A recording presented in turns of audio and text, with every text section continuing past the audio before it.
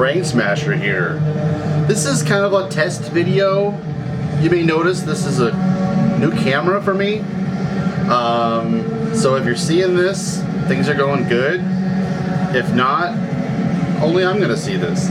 Hopefully, this works out and my video editing works with this. But trying out a new camera. My man, Jesse from the Arcane Archivist, issue 1, forthcoming, featuring an article written by yours blasphemously, sent me an old camera. Old to him, new to me. A big upgrade for me. So there you go. You'll enjoy looking at me even more than you already do. Sound is probably an issue. I'm shopping around trying to see what I want to do for a microphone for this thing, but yeah, big upgrade. I'm stoked. So I'm just doing a short video today. I don't have a huge memory card in this yet to make my 38 minute long videos that I usually do. So Bandcamp rundown, 5 albums that I want you to love as much as I've been loving recently. Where do we begin? What we're playing right now, what you might hear, this camera is on top of a speaker, so it might sound totally weird. I don't know. But it is a weird album. So I got in this fucking wormhole, and I don't want to get back out.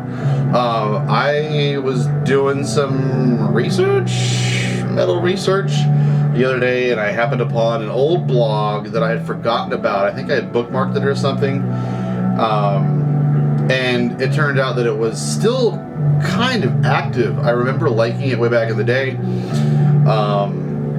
But he has been putting up year-end lists for the past 5 or 6 years. Extensive, exhaustive year-end lists that are totally different than what other people are listing for their favorites, and stuff that, like, this is my niche, weirdo, experimental, genre bending kind of fuckery kind of stuff. He's into some more like traditional kind of black metal-y kind of stuff, but this is just so refreshingly fucking different. I needed this so bad. I was in a rut, kind of tired of a lot of metal stuff.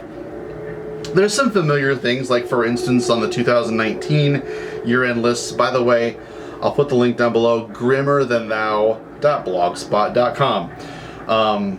Like, he was, one of the things, like the first thing that stood out to me was that Dreams of the Drowned debut, which was awesome. But a familiar release, Departure Chandelier, I didn't think it was amazing or anything, but you know, Laster also, we agreed on that. I think that was on my year-end list.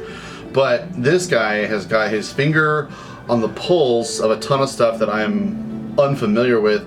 And also, not only that, he does like top 10, and then he does honorable mentions, which are also just a goldmine of shit that I can't wait to get more into. He's kind of all over the place, like I tend to be. I feel like a lot of you guys are familiar with my channel and a lot of my stuff because I've been kind of like doing the old death metal kind of stuff, and we have some kind of crossover areas where a lot of you guys are interested in some of the stuff I'm into, but this stuff is just so bonkers and different and refreshing, and I've had a lot of fun listening to a lot of this kind of stuff.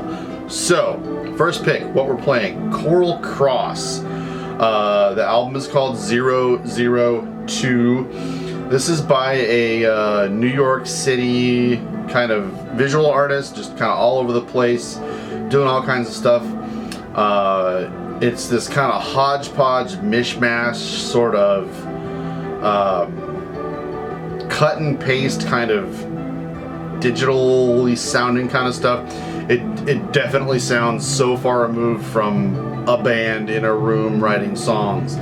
It's got a lot of interlude-y kind of dreamscapey kind of stuff. It's nightmarish sometimes it's very like comforting and soft and alluring, but the black metal parts that are there are very, very competent. This isn't just some fucking New York hipster, a lot of you guys are gonna call it that, but it's fucking competent and well done.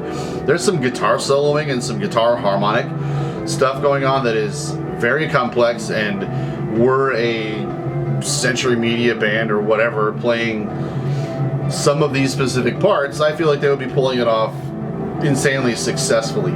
So far, this 002 is, the thing about Bandcamp is once you buy it, it's kind of hard to see how much it costs for someone else. So I want to say I always name your price, but I could be wrong. There's a limited 12-inch copy of it as well. But obviously with all my stuff, as always, down below, I'll link it so you can check it out. This Cruel Cross, man, it is just, it's mind-bending. It's just so fucking cool. I was really, really impressed with this just discovery out of fucking nowhere. Hopefully you can hear it. Hopefully you like it. Hopefully you check it out. On the fence, the more I listen to this, the more I love it. Thinking about picking it up on LP, limited 250. So I kind of hate that. Like, you buy something on Bandcamp for like $6, and you're like, all right, I got it now.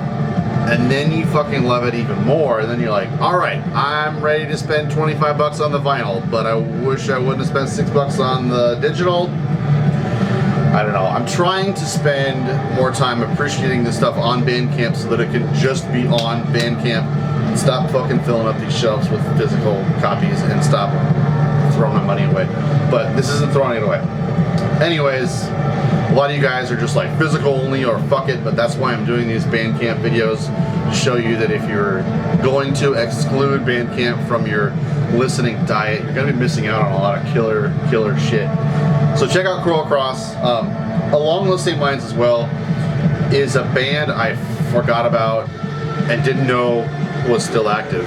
Back in like 97 or so, this project Karanzan put out an album called Magog Agog on Samoth's, what was it called? Nocturnal Art Productions. And I thought it was interesting that an American solo black metal project from back in the day, maybe it was 98, 99, was putting out an album on Nocturnal Art. And back in the day, anything that was on Nocturnal Art, anything Samoth touched was gold. So therefore I was interested in it. It didn't wind up being that big of a deal. I don't remember Magog or Gog being all that interesting. I have it on CD. But this new album from 2019, Egregore Manifest Destiny, is very, very nightmarish and just, it's super artistic and creative and just so full of just energy and just demonic insanity. It's so twisted and bizarre. There's sampling, there's weird instrumentation, there's lots of like strange guitar pedals being used, I guess, in a very non-traditional sense. Like so much of this stuff sounds so alien. The Cruel Cross stuff doesn't sound as removed from reality as this Karanzan stuff does. I feel like Cruel Cross is kind of using some things that you are familiar with in a way, and you're like, okay, I know what that instrument is, and that's weird how it melds into something else. But this Karanzan is wholly just nightmarish fucking insanity. It's brilliant. I'm so blown away by this Egregore Manifest Destiny. I've listened to it 3 or 4 times in the last week, and I'm so stoked on discovering this. And to find out too, Karanzan has been active since 1986 out of Florida and has a shit ton of releases. So that's an overwhelming fucking wormhole I'm trying not to slide down into. But we will see. So that was really, really fucking cool. So while we're on the topic of just bizarro, avant-garde insanity, Grimmer Than Thou's #1 pick from last year was something that I had given a little bit of a listen to. I was really, really scared of it being really pretentious and hipstery based on the album cover alone.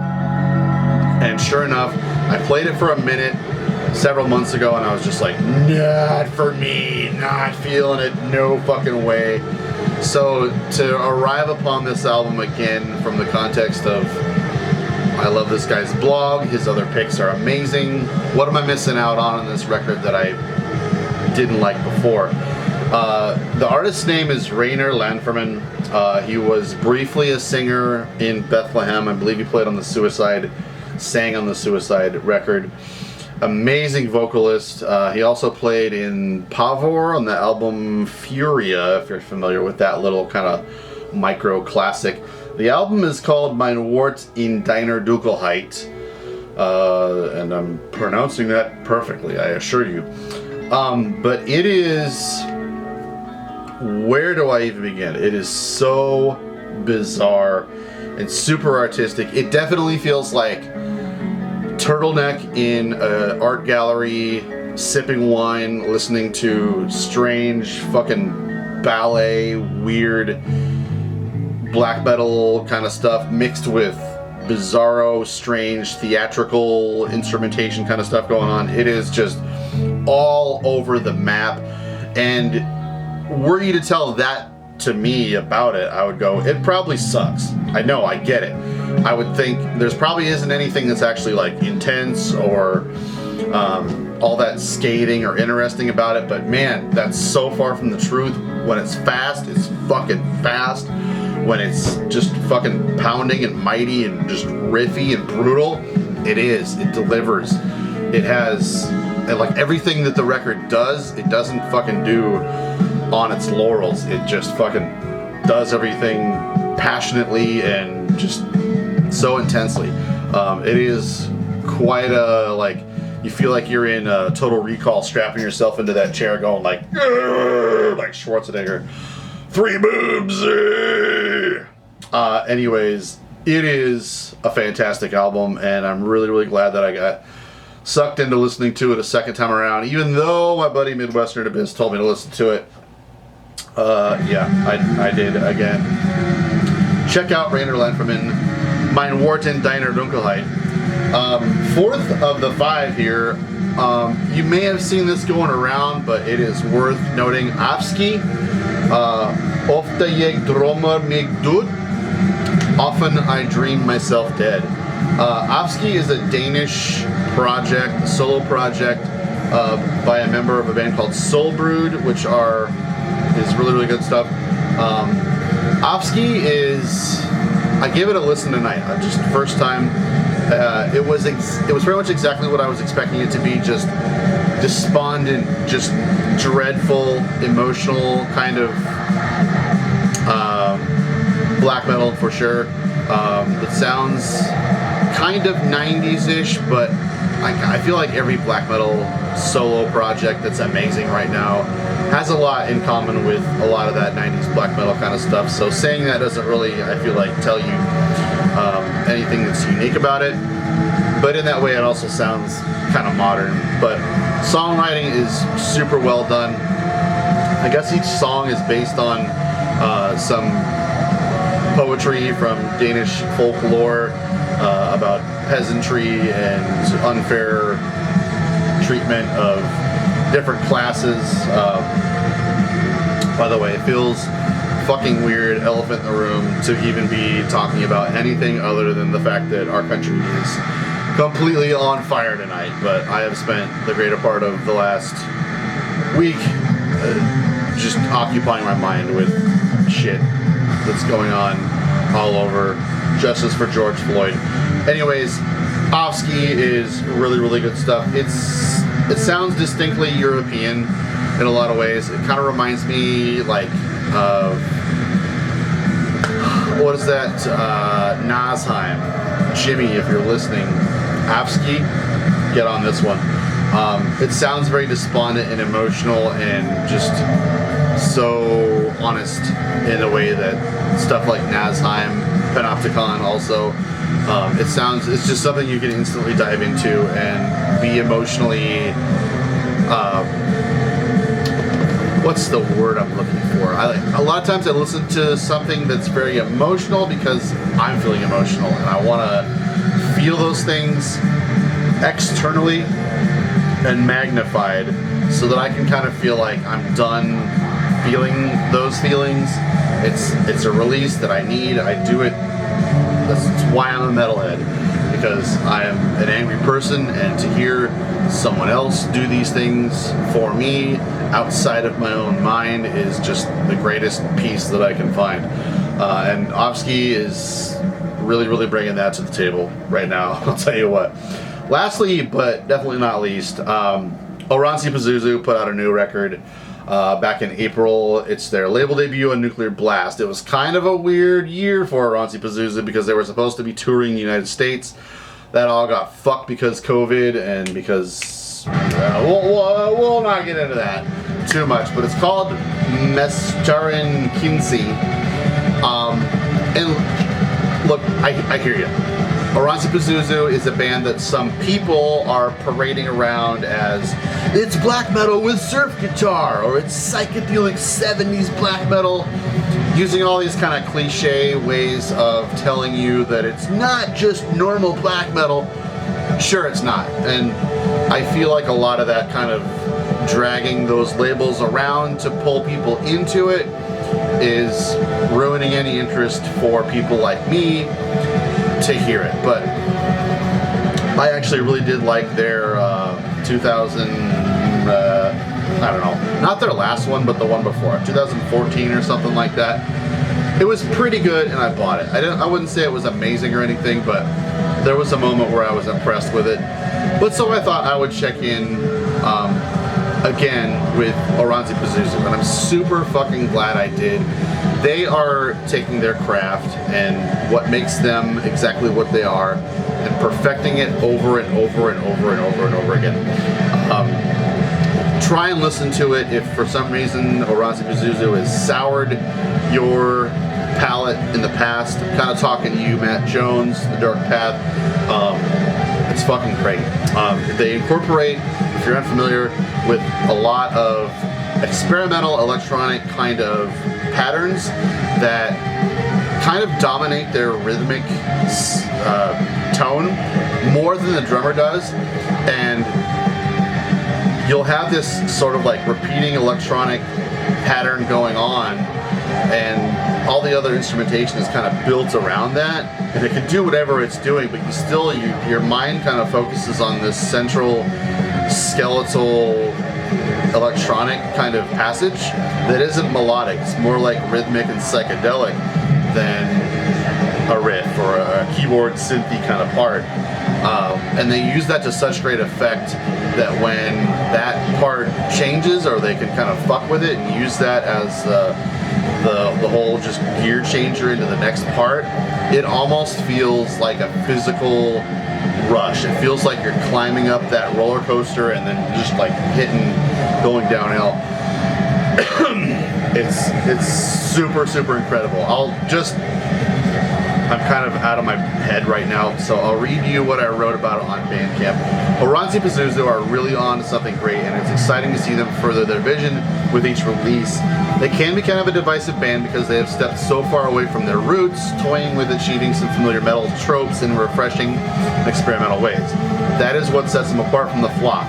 This new album is a psychedelic and transcendent juggernaut. It literally sounds like a drug-addled fever dream clouded in nightmare and smoke.